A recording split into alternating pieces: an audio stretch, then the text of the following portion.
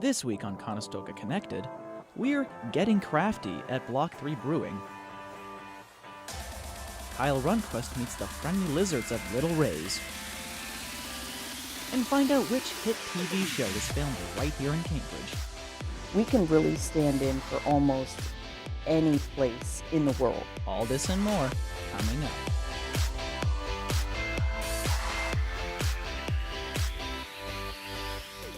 Hello and welcome to Conestoga Connected. I'm Jake Stevens. And I'm Tristan Greenoff. Let's enlighten our viewers on what's on the agenda for this week. Beers, bouldering, beasts, and bands. Let's get connected. Craft breweries are becoming a common sight in the Kitchener-Waterloo area. This week, host Alex McDonald checks in with the owners at Block 3 Brewery in St. Jacobs. Let's see what they have on tap. Hey guys, welcome back to Getting Crafty. I'm your host Alex, and we're going to be checking out the Block 3 Brewery today. We're going to learn a thing or two about their beer and their brewery. Dare I say it? Might even learn 3 things. Let's check it out.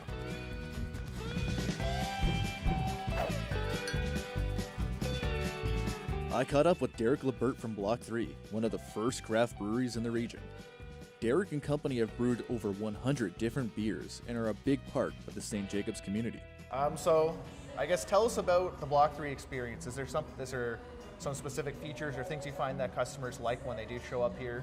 Yeah, I think, the environment here is really welcoming, so we'll get people from all different backgrounds coming here. You know, we'll have a lawyer, a bunch of construction workers after work, and I think we've always been pretty accepting of everyone, and I think people really appreciate that. So for your beer line, do you have any specific ones that you find are like favorites or fan favorites? Or Yeah, so we've kind of specialized in Belgian beers and sour beers, and also we have 100 barrels in house, so we're doing a lot of barrel aging, and so those are kind of our specialties. So for the future of this business, do you have plans for growth, expansion? Is there new things you want to add? Like, what are you guys thinking maybe going forward? We definitely want to increase the amount of barrel aging we're doing. We just love the barrel aged products and doing the different experiments out of there. And so I think that's going to be a big area of growth. Barrel aging is a process in which beer is stored in barrels to give it specific flavors. Flavors like oak, maple, bourbon, or wine. Along with some of the barrel-aged brews, I tried one of their signature sour beers. So the next one is a Fickle Mistress, so that's a dry hopped kettle sour. And so in the last year or two, sours have been a growing trend in Ontario beer scene, and Oh wow, yeah, it is sour. yeah, Definitely a sour. It tastes citrusy almost. yeah. It is very easy drinking, very light. I like it. Yeah. This is good. Yeah, Well, thank you so- for having us. This yeah. was awesome, Thanks Derek. for coming. This was a good time. Yeah, a lot of fun. And we just got crafty, ladies and gentlemen.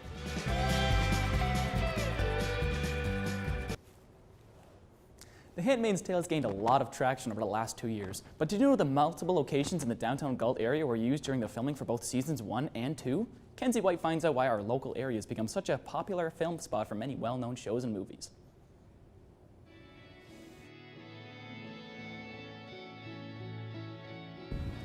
Hey guys, welcome back to Film Locales. I'm so excited to be here in Cambridge today covering a few of the locations used in the filming of The Handmaid's Tale.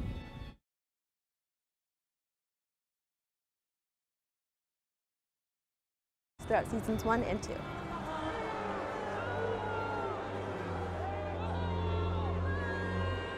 We've just arrived at Cambridge City Hall. This walkway was actually used in season 1, episode 3, when Alexis Bedell's character, Emily Ovglen, was being escorted away after standing trial. We're about to sit down with Devin Hogue, the woman in charge of organizing all of these shoots that happen in Cambridge. Follow me. What type of work do you do for the city? Okay, so my primary job is to be the film liaison for the city of Cambridge. So we utilize a one point of contact model here. So when film companies are interested in filming here, they contact our office. Why do you think that Cambridge is such a popular location for a lot of these shows? Well, one of the things about Cambridge, I mean, anytime you come specifically down to Galt, it's that river, right? The river is absolutely beautiful, it's accessible, It's pedestrian friendly. When you combine that with just the landscaping we have and the historic architecture, we can really stand in for almost any place in the world.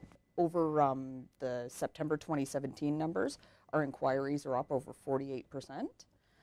So we've had an enormously busy year. I think some of that is the success of The Handmaid's Tale. Really, the work we were able to do with The Handmaid's Tale has just shown that we are film friendly and we're able to handle whatever they want to throw at us. Well, that's all the time we have today. Thank you so much for joining us, and we'll see you next time on Film Locales. After the break, we see what makes this comic store so cool. My brand was always that it would be clean and bright and welcoming of everyone. Then, Aaron and Josh see who can get a grip on Do or Die. All in all, I am scared to face Josh.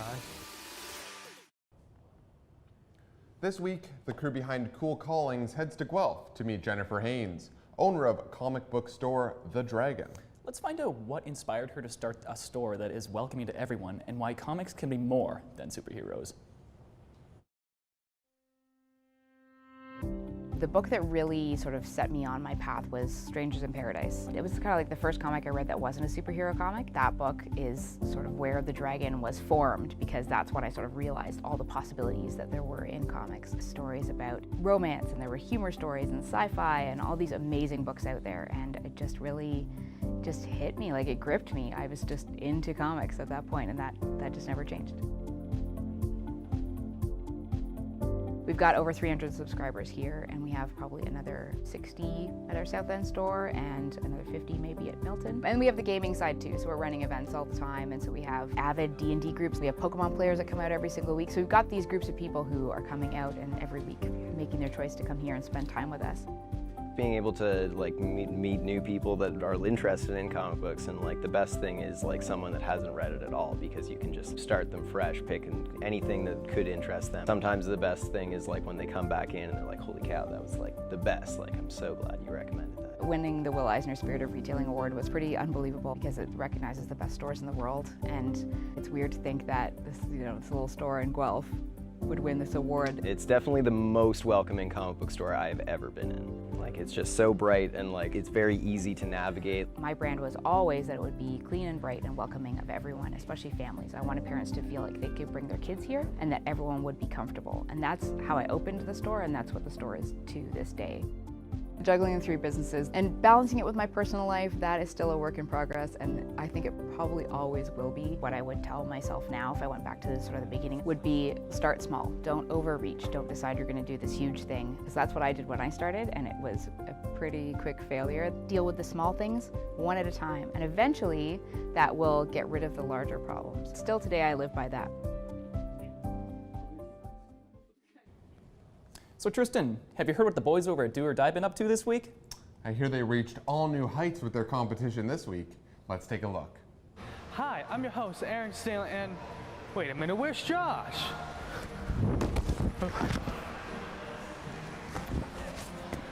I'm also your host, Josh Whalen. Where are we, Aaron? We're at the core climbing gym, seeing who's the best climber. Let's check it out.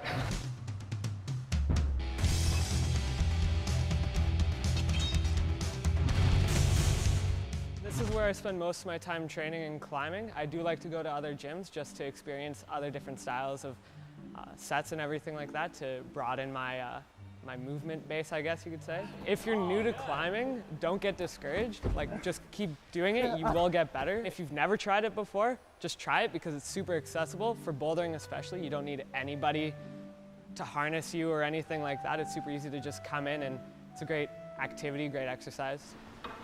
Are you scared? Hello. You're doing it. Yeah. Oh my God. Are you already struggling? A little bit, yeah. Aaron, are you kidding me? The challenge, I know Aaron made that purple one look pretty solid, but it's gonna be tight. I think it's gonna be tight. Keep going. Oh my God. There he is. For this challenge, we're gonna be doing a point-based system. Each wall in this gym is leveled from a level 1 difficulty to a level 7 difficulty. Depending on the difficulty, we'll get different points. For example, if we climb a level 3 wall, we'll get 3 points. We have 15 minutes to do the challenge, and we can't repeat the same wall. All in all, I am scared to face Josh. Let's do this.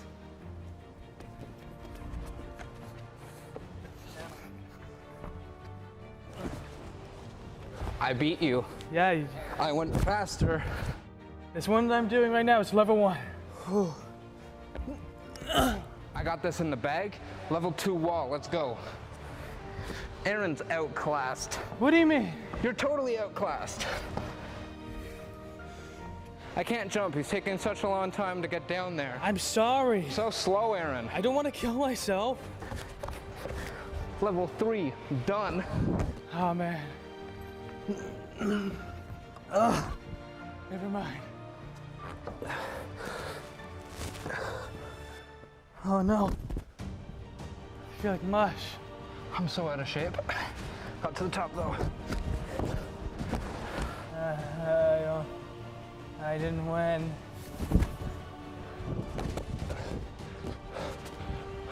Quite difficult. Intact. So who's the winner? Let's go figure it out.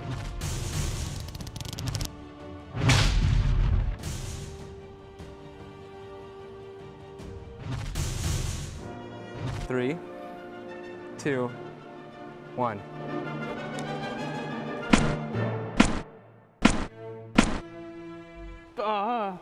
That wasn't a good slap. Aaron. There we go. Gotta give you a good slap. I'll do it with the bag. Oh, look at me. Yeah, I know, come here. Oh, hi, let's have a big buddy. old hug. Oh, you're so sweaty. I'm Aaron Stanley, full of chalk. And I'm Josh Whalen. This has been Do or Die. We'll see you next time. Might I say, those are some great segments, but we're not done yet. Stay tuned as our co-hosts Sarah and Edwin bring us the second half of the show. We'll be right back. Coming up, we find out what this music teacher gets up to when the classes aren't in session. Kyle Runquist meets Mr. Wiggles, Snuggles, and Sal. It's actually stronger than a crocodilian. And later, this dance teacher attempts to teach this average Joe how to move. You're like, what's popular is like Fortnite dancers. Like, No, not that. This and more on Conestoga Connected.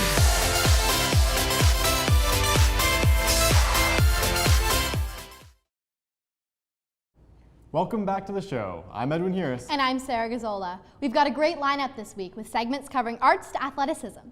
Sounds fun. Let's check it out. When you think of reptiles, you may imagine giant man-eating crocodiles or killer snakes. Not today, though. Kyle visited a zoo and found the exact opposite. I'm Kyle Runquist, and welcome to Out of Place.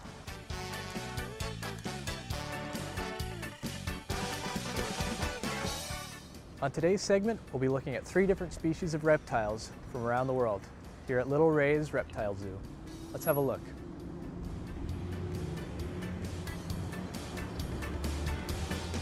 Aside from reptiles, Little Ray's also houses a various amount of different species. Little Ray's is actually Canada's #1 exotic rescue, so we take in hundreds of animals every year. This is Mr. Wiggles, and he's a dwarf caiman. He may look a little daunting, but he's pretty much a big teddy bear. These guys can live up to 80 years in the wild. They come from South America. This is the average size for these guys.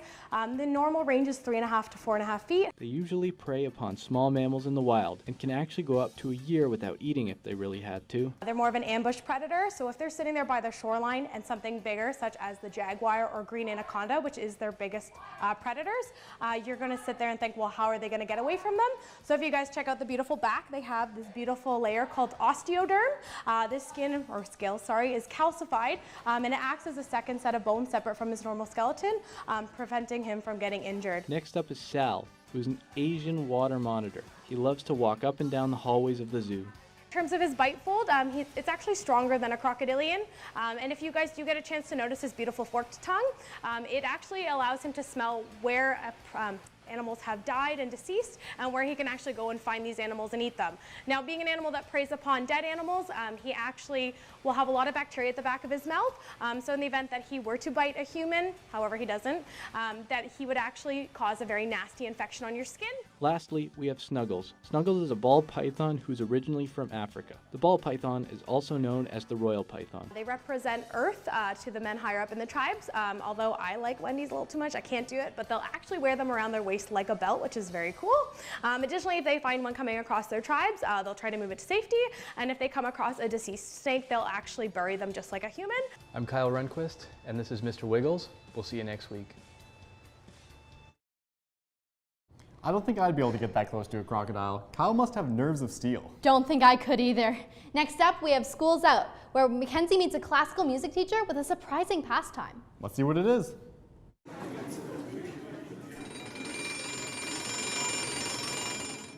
Welcome to Schools Out. I'm Mackenzie Dobb, and today we're at the home studio of Bethany Hurst. Bethany is a vocal performer and instructor. Let's go say hi to her. Bethany has been teaching music at a variety of locations for over 15 years, including her alma mater. I teach at Western University and Eastwood Collegiate and Rockaway Collegiate. Today she is teaching a lesson with C1 Carter Pekau, who has been coming here for 3 years. I like that she's very no pressure and that she has a lot of ways to explain the same thing. So if you're not getting it and you're not getting it, she can present it another way. Beth says she loves teaching all types of students and genres. So there's always a lot of changing topic and variety in the studio. So in addition to teaching, I also find that CrossFit really helps me balance. We're here at CrossFit Waterloo, where Beth's inside participating in a CrossFit class. Let's go talk to her.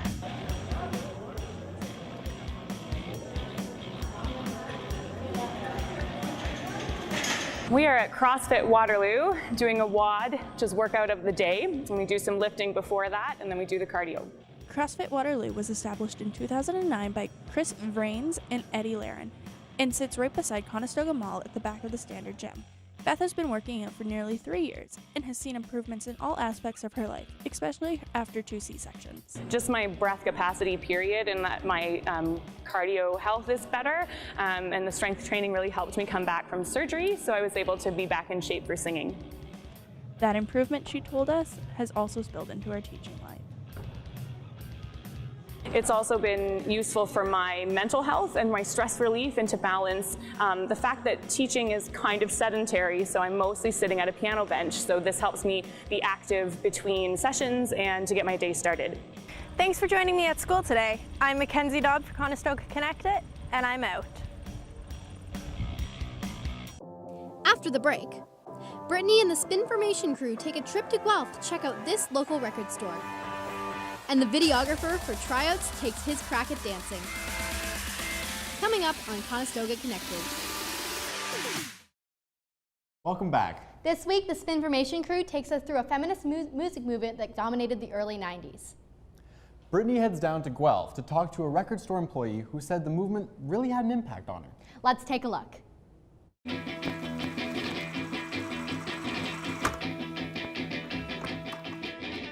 Welcome to another episode of Spinformation, where we take an in-depth look at music genres. I'm your host, Brittany Alexandra, and we are here in downtown Guelph, and we're going to check out Royal Cat Records. Let's go take a look. Royal Cat Records has been open for 4 years.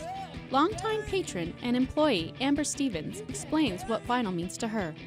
So Amber, thank you for agreeing to do the interview with us.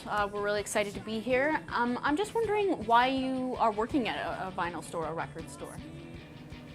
For one, I really love music.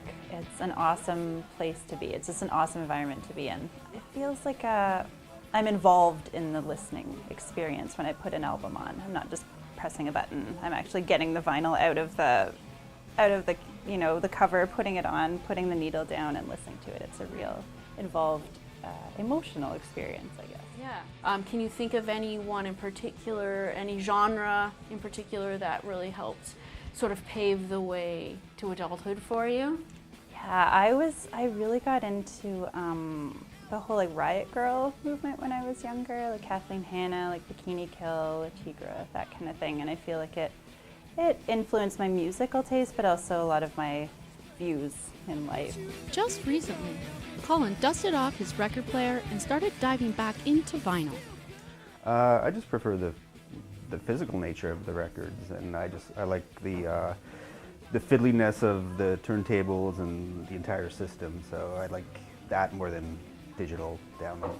Yeah, I grew up with records, so I think that was a big part of it for me. I went decades without buying records, and it's only the past year I've gotten back into it. So I think that was part of the inspiration for me, is just that the memory of buying and flipping through racks of records. Thanks so much for joining us on Spinformation. I can't wait to go home and listen to my new Liz Phair record. Hey Edwin, do you think I could be a riot girl? I don't know, Sarah. Might want to stick to being a host for now. I guess, but right now we're switching to a different art form. I wonder what the expert in tryouts taught the average Joe this week. Let's check it out. Hey folks, welcome back to our second episode of Tryouts. I'm your host Tyler Woodman, and today we're in Stratford to learn how to dance.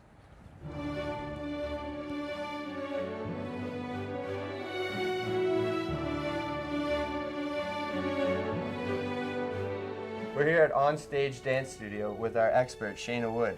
So Shayna, how long have you been dancing for? I have been dancing for 10 years. Oh wow, that's a pretty long time. It And is. I've also heard that you teach as well. I do. I've been teaching for 7 years. So, you ready to teach our Joe how to dance today? I am. All right, let's get going then. Woohoo!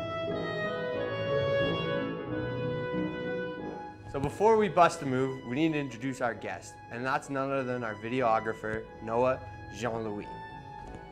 Hey. Noah, you ready or what? Ready as I'll ever be. Well, you look like you dressed the part. Yeah. All right, well, let's get going. So for today, we are going to be learning the dance style contemporary. Do you know what that is? No, I don't. So contemporary is really the definition of whatever is current. So it is the most current dance style, and it's always changing.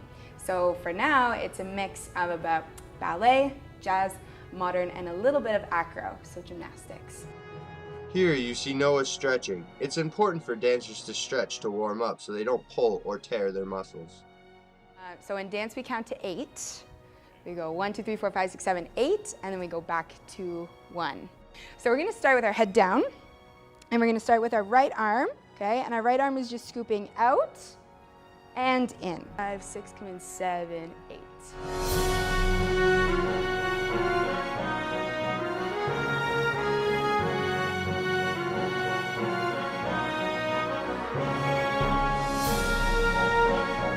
I don't know about you guys at home, but I think Noah's got a pretty promising career in dance. What do you think, Noah? It was really fun. My legs feel like jelly, but I think it was worth it. Well, folks, that's it for today. Thanks for tuning in. See you next time. Figured like Alright. what's popular is like Fortnite dances. Like. No. Really got in touch with his graceful side. You can say that for sure, but unfortunately that's all the time we have for today. Thanks for joining us on Conestoga Connected. I'm Edwin Harris. And I'm Sarah Gazzola. Have a great day, everyone.